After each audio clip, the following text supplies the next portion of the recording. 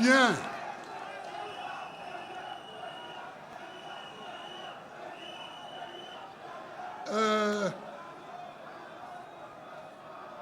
César Eto'o a soulevé le problème de l'arrestation de Koné Suleiman, qui par affection pour moi se fait appeler Gbagbo Koné Suleiman.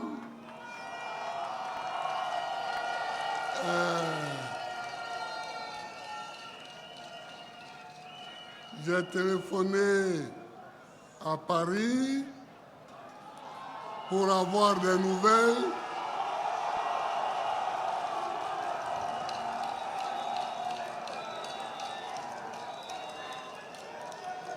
Je n'ai pas pu avoir son avocat, mais je crois qu'il a déjà 2 ou 3 avocats qui s'occupent de cette affaire et j'espère qu'elle va bien se terminer.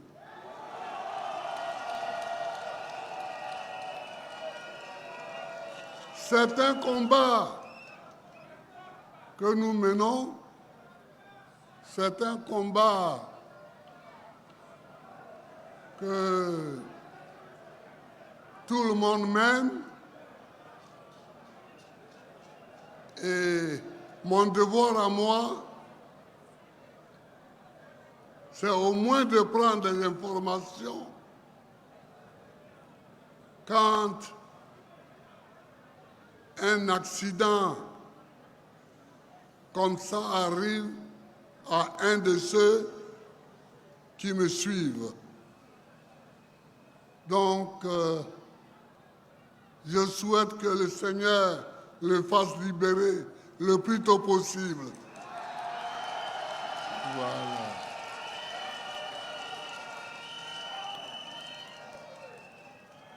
Maintenant, nous revenons ici, chez nous, à Abidjan. Et aujourd'hui, nous sommes à Cocody. Je salue notre camarade du PDCI dont on m'a parlé tout à l'heure. Je salue évidemment ma petite sœur et cousine Aïcha Koné qui est arrivée ici.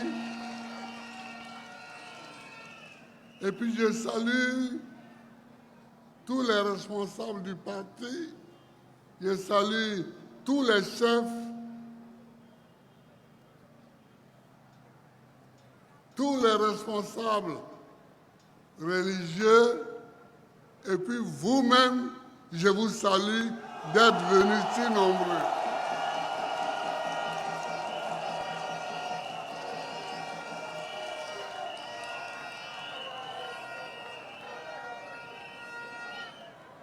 De quoi allons-nous parler aujourd'hui?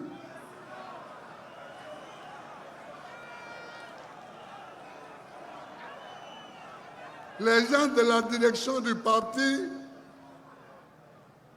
vont entendre ce que je leur ai déjà dit.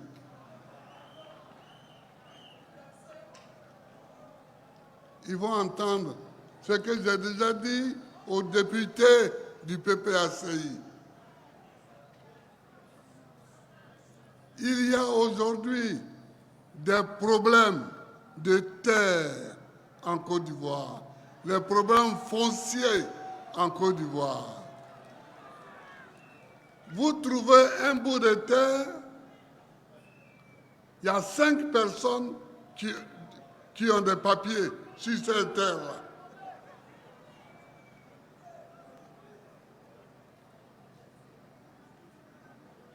Vous trouvez un bout de terre, il y a 3, 4, 5 qui ont un ACD sur cette terre.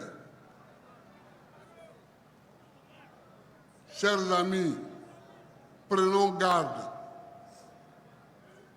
Prenons garde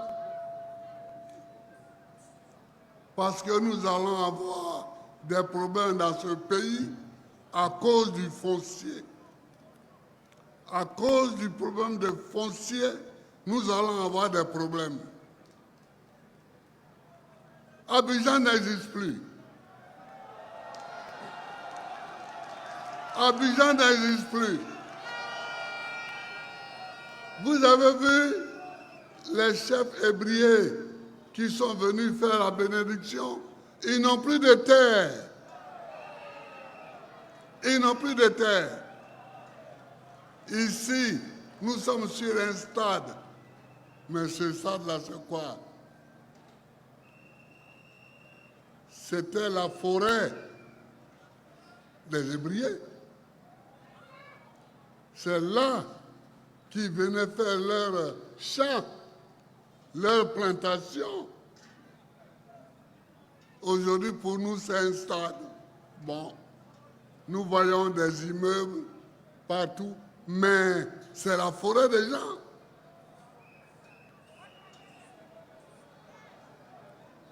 C'était la forêt des gens.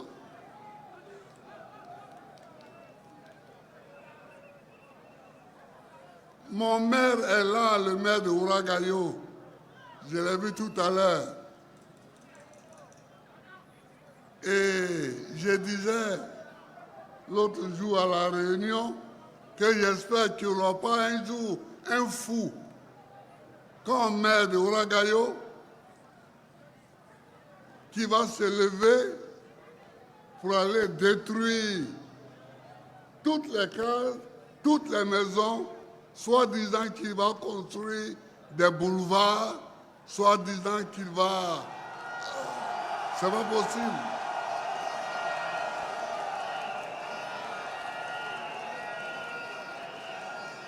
Je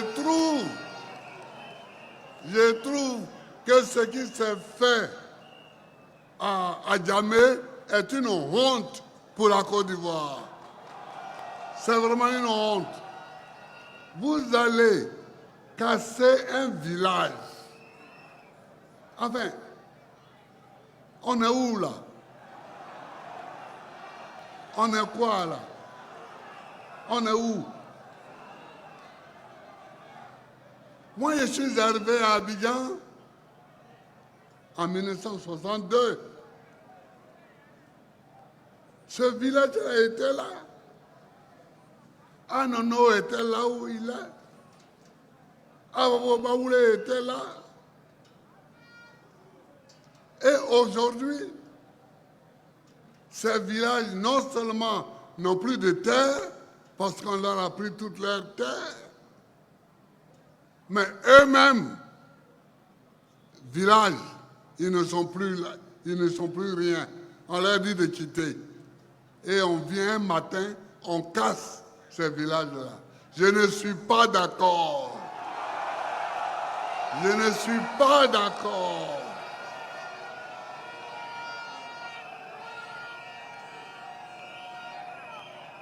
Et je le répète, je ne peux pas être d'accord avec des mesures qui déshumanisent les hommes. Mais ils vont aller où maintenant? Les gens d'Agamé, ils vont aller où? Je leur ai dit que leur sol leur appartient. Parce que quand vous allez faire de moi président de la République, je reconstruirai le village.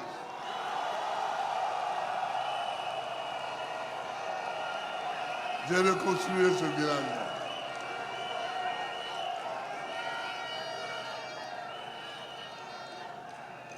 Mais il y a plus grave.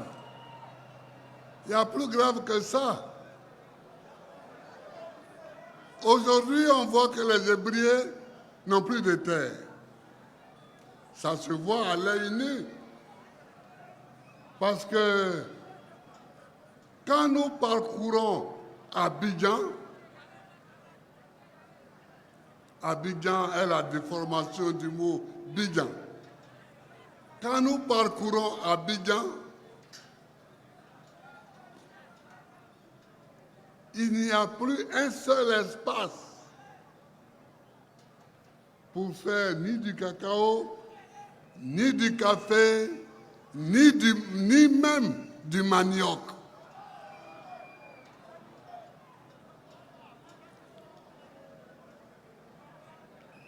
Quand je suis arrivé,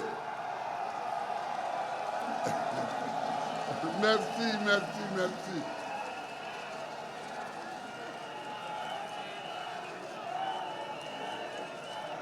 Quand je suis arrivé dans cette ville, il y avait encore de la forêt.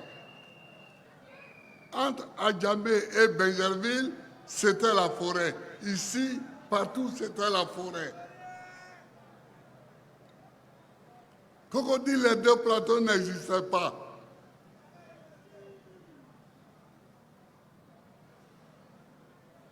on a dit deux plateaux le jour de la mort de De Gaulle.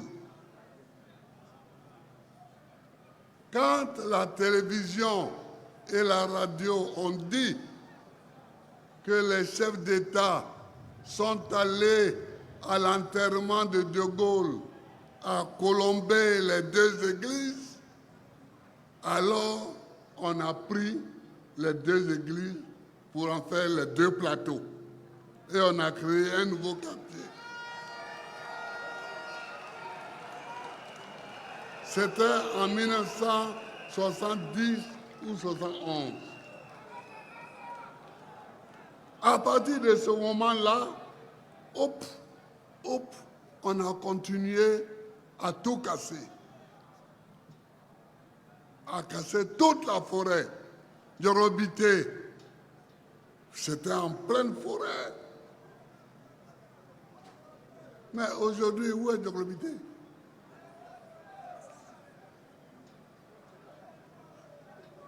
Partout.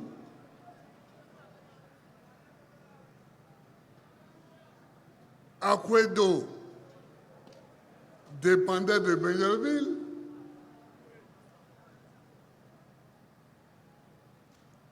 Abobo dépendait de Benjerville. Yopougon dépendait de Benjerville.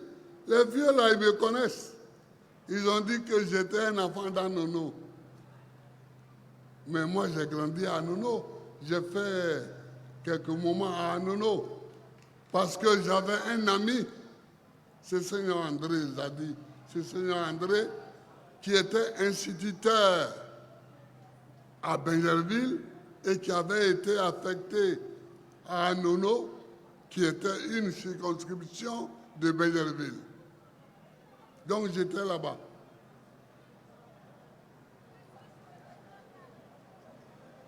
Mais tout ça, aujourd'hui même, où est Anono? Où sont les terres d'Anono? Où sont les terres d'Abobo Baoulé? Où sont les terres d'Abobo Baoulé? Où sont les terres de Djorobité? Où est Djorobité même? Où sont les terres d'Adjamé? Où sont les terres de Kouté? Yopougon Kouté, où sont les terres de Yopougon Kouté? Rien. Tout est parti. Tout est parti. Et c'est voyant tout cela que la loi a été prise en 1982 de transférer la capitale à Yamoussoukro.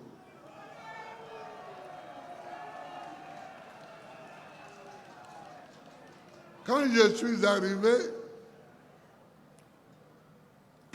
arrivé au pouvoir en 2000, j'ai fait un tour à Yamoussoukro et j'ai constaté que les infrastructures n'existaient pas. Je me suis mis à bâtir Yamoussoukro.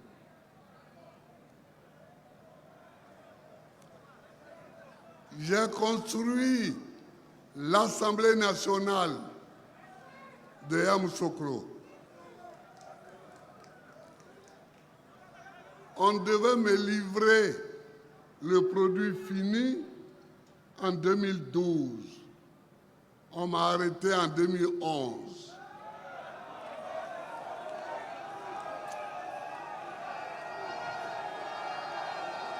Allez voir à Yamoussoukro,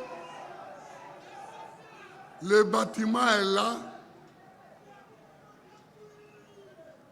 presque achevé, et on l'a laissé comme ça dans la brousse.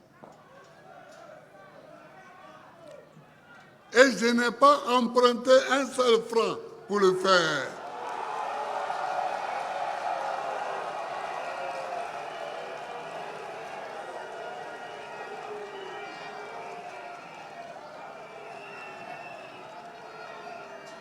J'ai commencé à construire aussi la présidence de la République. J'ai commencé. Mais les travaux étaient moins avancés que les travaux de l'Assemblée nationale. J'ai construit l'hôtel des parlementaires à Yamoussoukro. Parce que j'ai vu un ami parlementaire PDCI avec qui je causais. Je lui ai dit, je suis en train d'achever le nouveau parlement à Yamoussoukro. Il dit, mais Babo, toi aussi. Moi, j'ai emprunté pour construire ma maison à Abidjan. Je n'ai même pas fini de payer les traites. Et tu nous dis d'aller à Yamoussoukro. J'ai dit, bon, si c'est ça, je vais vous faire un hôtel. Et j'ai fait l'hôtel. L'hôtel des parlementaires, il existe à Yamoussoukro.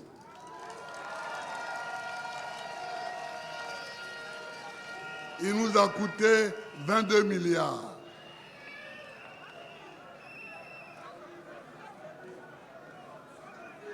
Et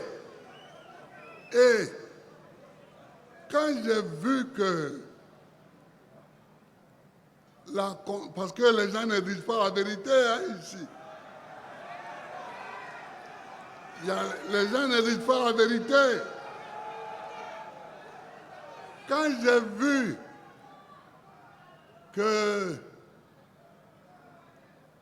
tous les services ne pouvaient pas aller immédiatement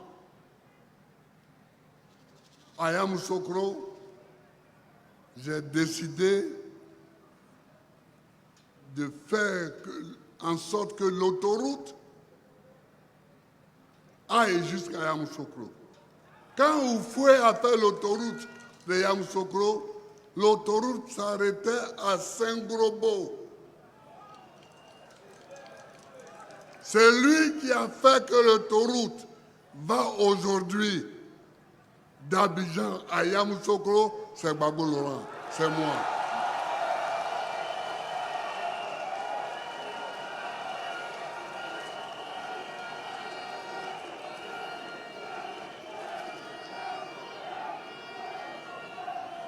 Les gens font comme si c'est eux qui ont fait l'autoroute. Alors,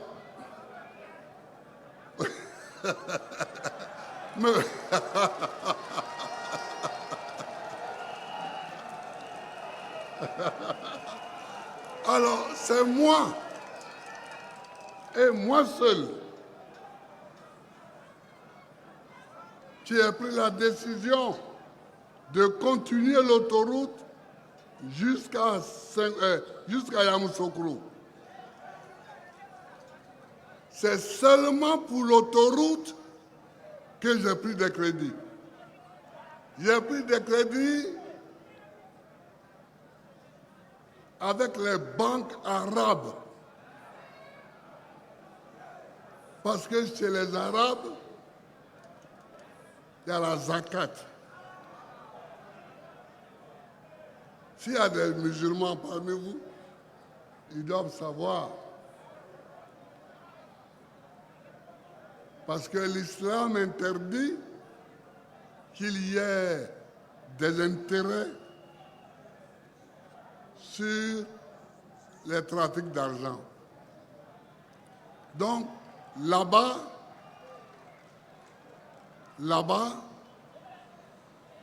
avec cette zakat-là, les crédits sont au minimum.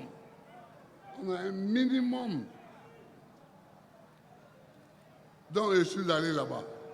Et vous avez un témoin que vous pouvez interroger. C'est Patrick Hachi. C'est lui que j'avais envoyé. Donc, vous pouvez...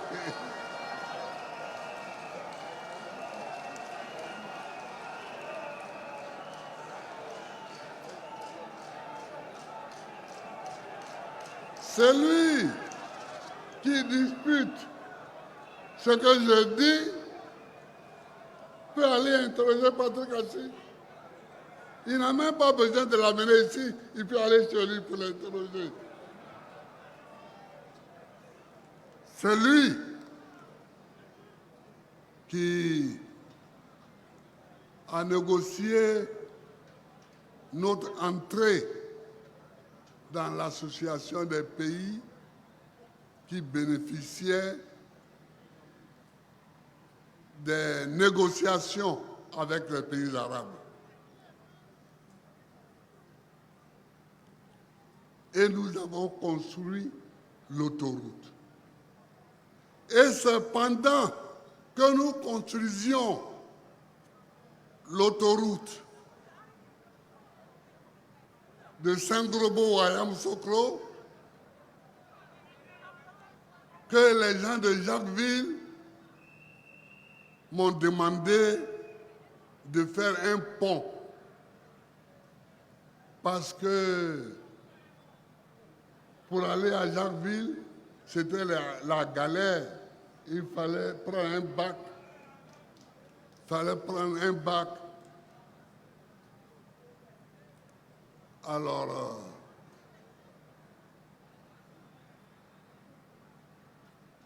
quand j'ai su ça, j'ai rappelé les banques arabes. Et je leur ai dit, pendant que nous travaillons sur l'autoroute avec une compagnie tunisienne. C'est une compagnie tunisienne qui a fait cette autoroute-là.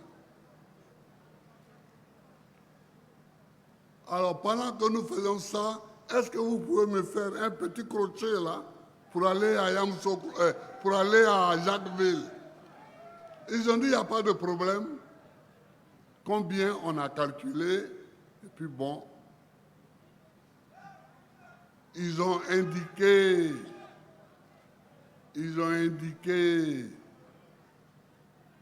une société égyptienne. Et c'est cette société égyptienne-là qui a fait le pont entre Abidjan et Jacquesville. Donc voilà les travaux que nous avons faits pour décongestionner Abidjan et amener les gens ailleurs. Et j'avais pris une décision pour éviter ce qui est arrivé à Abidjan, la décision que j'avais prise et que je vais appliquer demain quand je serai de nouveau à la présidence,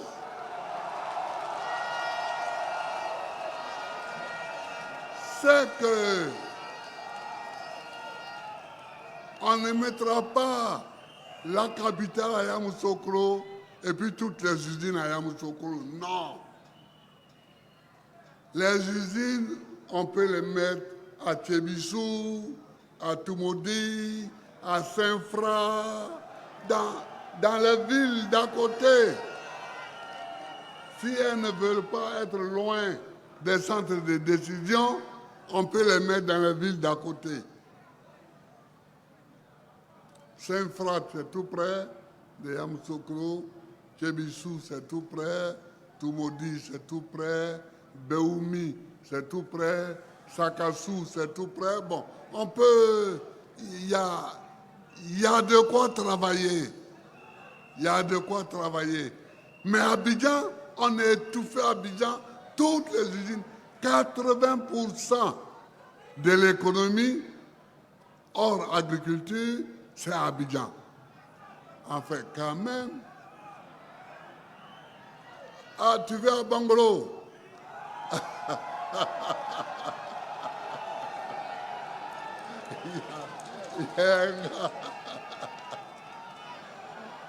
Bon, j'ai entendu.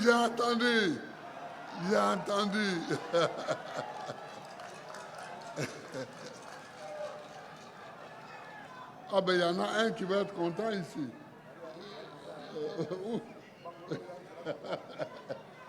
Il y a quelqu'un de Bangolo ici qui va être content, hein?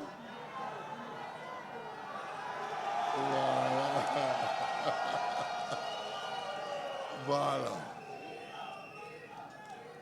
Donc, chers amis, il faut, si nous voulons éviter des bagarres demain, si nous voulons éviter des guerres liées au foncier, il faut faire une loi sur le foncier.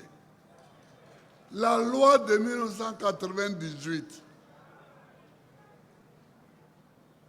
proposée par celui qui était alors mon ami et qui, hélas, nous a quittés il n'y a pas très longtemps, Lambert Kwasi Kona, ministre de l'Agriculture de Bédié, elle était bonne, mais elle était seulement une loi pour le foncier rural. Elle était seulement une loi pour les villages. Mais pour les villes,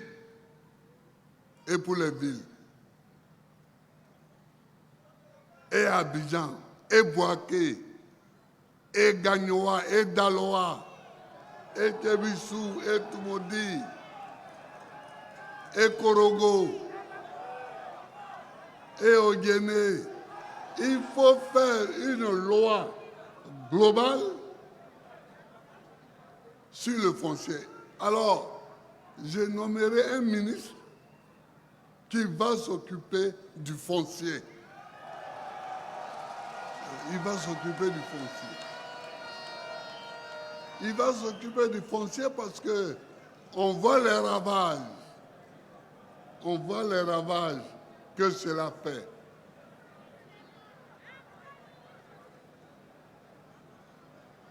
On voit les ravages que cela fait. Et il faut éviter ces ravages-là. Il faut éviter ces ravages-là. Donc, chers amis, voici ce que je voulais vous dire concernant le foncier. Nous allons légiférer. Nous allons légiférer pour que chaque citoyen ivoirien ait une parcelle de terre. Vous voyez aujourd'hui à Abidjan, les gens qui ne sont pas ivoiriens,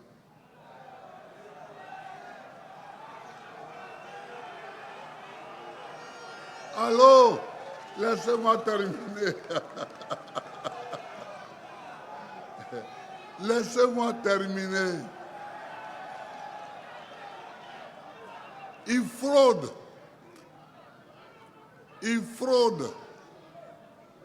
pour avoir la nationalité. Et une fois qu'ils ont la nationalité, avec ce document, ils fraudent pour avoir la terre.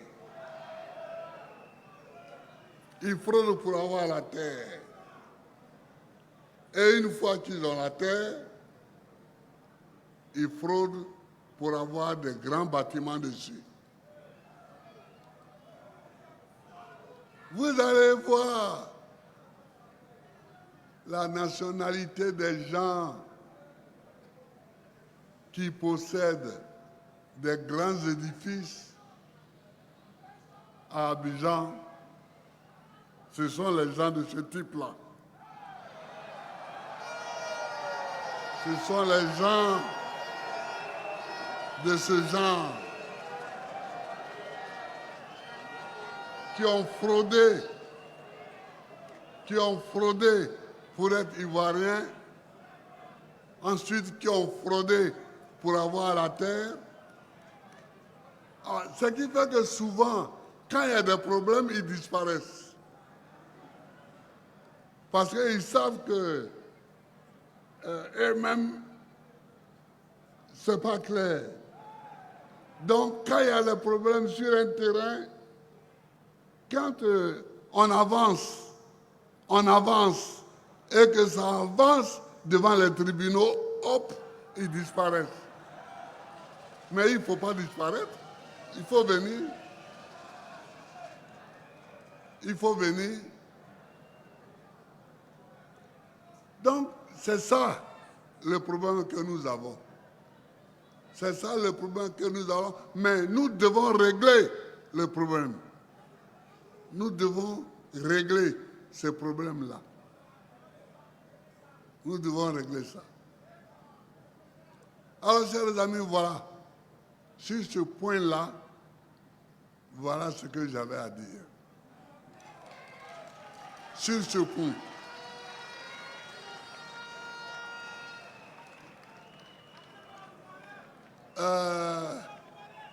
Mais une autre fois, je parlerai d'un autre problème qui est la déforestation. Aujourd'hui, en Côte d'Ivoire, il n'y a plus de forêt. Il n'y a plus de forêt. Les gens qui ont des entreprises qui travaillent le bois n'ont plus de travail. Quand j'étais président à l'époque, j'avais même envoyé une délégation au Libéria pour que le Libéria nous autorise à couper un peu de bois dans leur forêt. On n'avait pas eu gain de cause. On n'avait pas eu gain de cause. Parce qu'en Côte d'Ivoire, un moment, c'était la folie. C'était la folie. Tu vois une fille qui est ta voisine de quartier, 2 jours après, tu la vois, elle est couchée derrière une 505. Un chauffeur la conduit, elle est bien. Mais c'est parce qu'un gars des eaux et forêts lui a donné un permis d'exploitation. Et elle n'est pas exploitée. Elle est allée trouver quelqu'un pour lui dire, bon, moi je te donne mon permis, mais pourvu que tu me donnes 500 000 francs par mois. Et il y a des gens qui sont d'accord avec ça. Puis eux, ils gagnent plus. Donc, tu vois la fille, elle te reconnaît, elle te voit, elle tourne la tête parce que tu n'es plus de sa catégorie. Elle n'est plus de ta catégorie. Donc, elle regarde ailleurs. Et puis, elle s'en va. Mais on a fait ça. Quand on fait ça, là, ça ne dure pas. On a fait ça de 60. Non, laissez celui-là, là où il est. Voilà. Donc, ça a duré jusqu'en 1980. En 80, il n'y avait plus de forêt. Il n'y avait plus de forêt. On coupait le bois n'importe comment. On coupait le bois n'importe comment. Et en plus, les villageois mettaient le feu pour ne pas trop assassiner.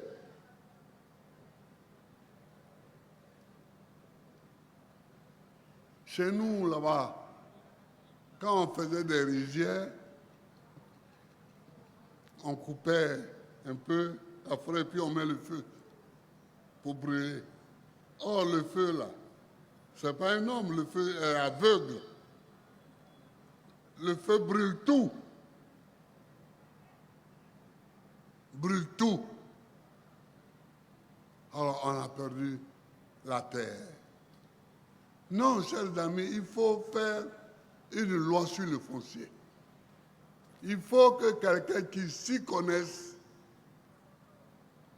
fasse une loi sur la terre, sur la forêt et sur la terre urbaine. Mais sur la terre urbaine, ça devient urgent. Ça devient urgent et je suis étonné que ceux qui nous gouvernent provisoirement ne voient pas ça.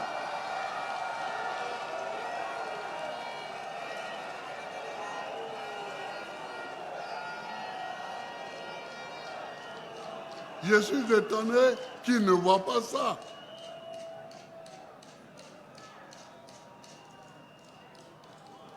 Parce que ne pas voir ça, c'est ne pas regarder la Côte d'Ivoire. C'est ne pas regarder la Côte d'Ivoire. Il n'y a pas un seul endroit d'Abidjan où il n'y a pas de problème de terre.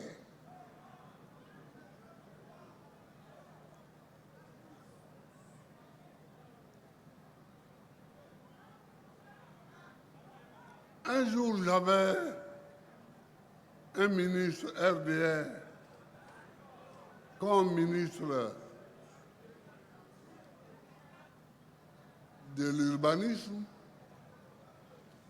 et je vois mon ami Idriss Koudous, qui était un copain à moi, qui fait irruption dans mon cabinet de président et dit « là, il a là ».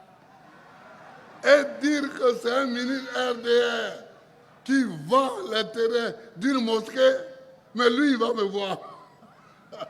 J'ai dit Homo, parce que lui et moi, on s'appelait Homo, comme il m'appelle Koudou et qu'il s'appelle Koudous. Bon, j'ai dit Homo, il faut laisser ça. Il faut laisser ça. Je vais l'appeler et puis on va lui parler, mais il ne faut pas. Il ne faut pas envoyer les gens le frapper.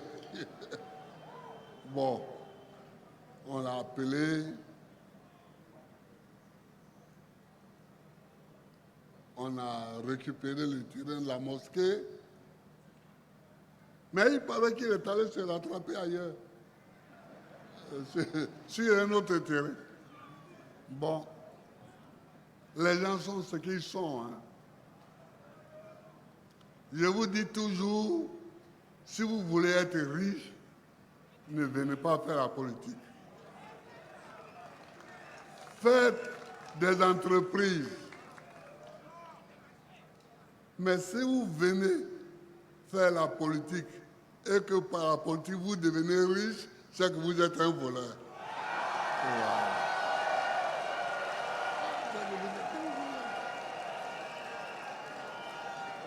Parce que dans la politique, le plus haut grade, le plus haut degré, c'est d'être président de la République. Moi, j'ai été président de la République. Je sais les moyens qu'on a. Je sais qu'on a la capacité de voler. On peut. On peut. Voilà. Puisque quand tu es président, personne. Mais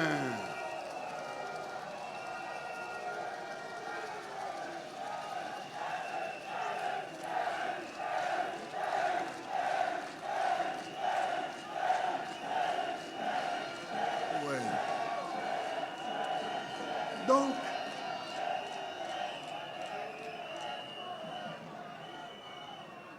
quand on est président,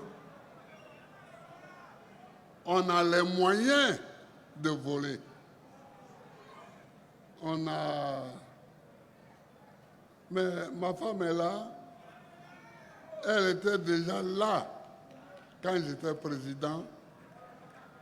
Mais on est là. On vit tranquillement avec ma rente viagère. Ça veut dire le salaire qu'on paye à un ancien président. C'est de ça qu'on vit. Bon, elle, c'est elle qui est riche à la maison. Puis elle a une entreprise. Elle a une entreprise de communication. Mais bon. Comme elle est allée s'asseoir en prison avec moi, son entreprise est tombée. Ouais. Mais elle avait le choix. Elle avait le choix entre s'occuper de son entreprise et me laisser dans les difficultés où j'étais, ou bien s'occuper de moi et laisser son entreprise. Bon, elle a laissé l'entreprise. Je la remercie pour ça. Je la remercie pour ça.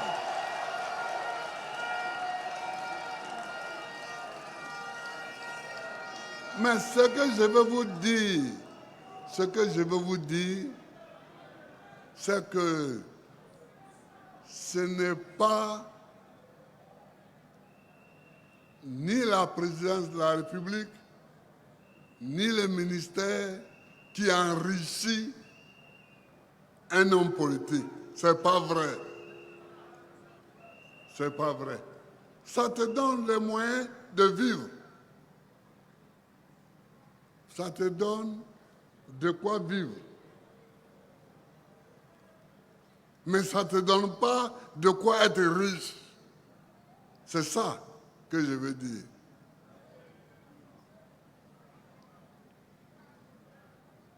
Alors il y en a, on voit ici des hommes politiques qui sont riches,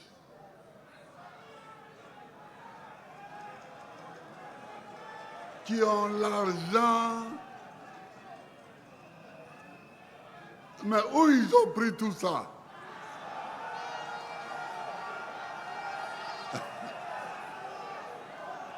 Où ils ont pris tout ça?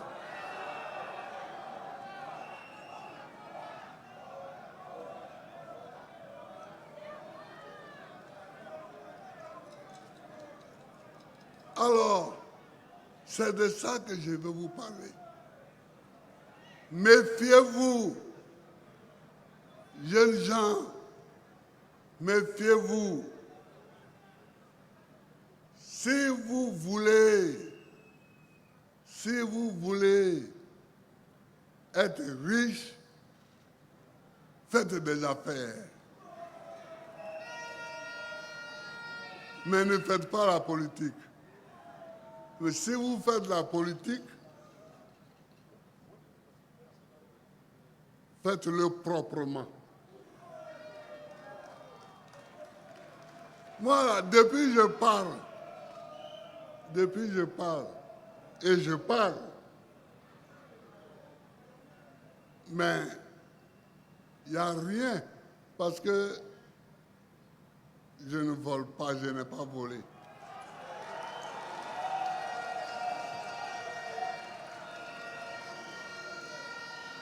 Même à la CPI, on m'a déclaré indigent. Indigent, en bon français, ça veut dire pauvre.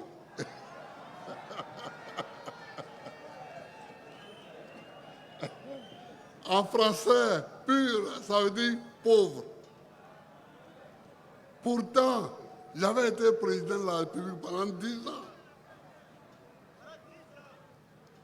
Mais arrivé là-bas, on m'a déclaré indigent. Ce qui fait que c'est la CPI qui a payé mon avocat.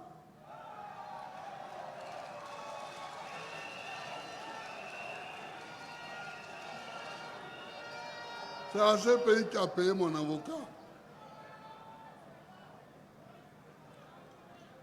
Donc, bon, les camarades, voilà ce que je voulais vous dire. Voilà ce que je voulais vous dire. Soyez forts. Faites la campagne. Il faut que chacun, à partir d'ici, aille faire campagne. Pour que nous reprenions le pouvoir.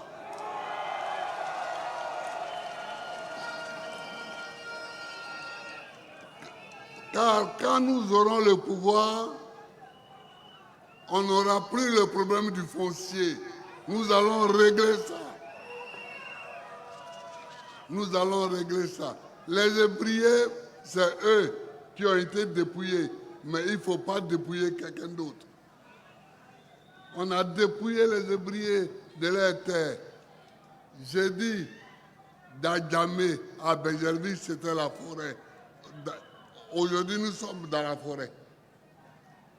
Ce qui était la forêt, là, c'est dedans, nous sommes là aujourd'hui. Est-ce que ça, c'est normal? De Trècheville à Bassam, c'était la forêt. De Port-Boué à Bassam, c'était la forêt. Est-ce qu'aujourd'hui, il y a la forêt là-bas? Il n'y a pas la forêt.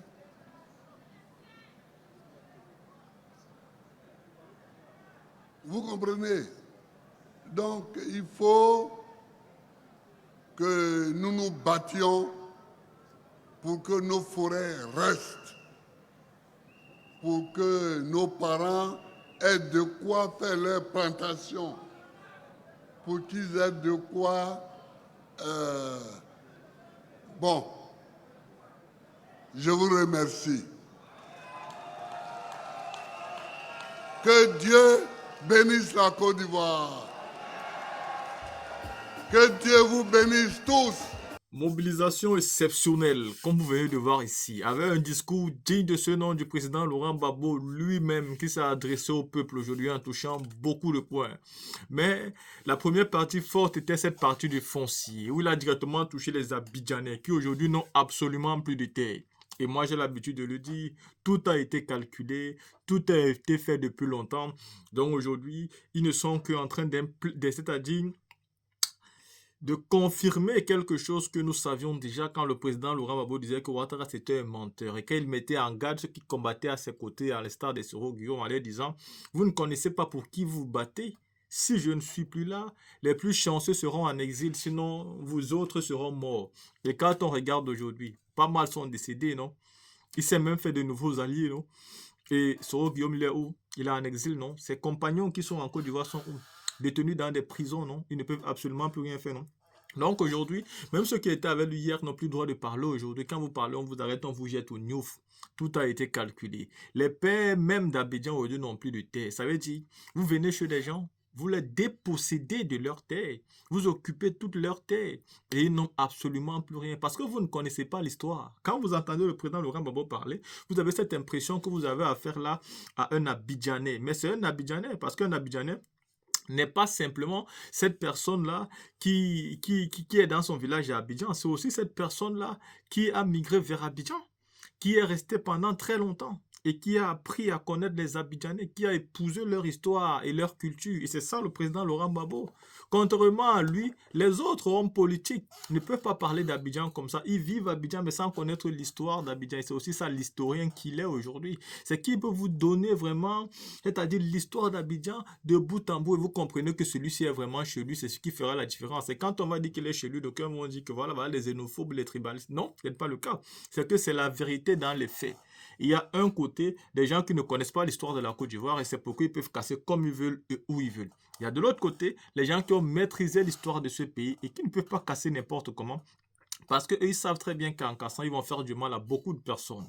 Ils vont faire pleurer beaucoup de personnes. Ils vont détruire l'histoire. Et ils savent qu'eux aussi, ils ont un village. Imaginez une seule seconde.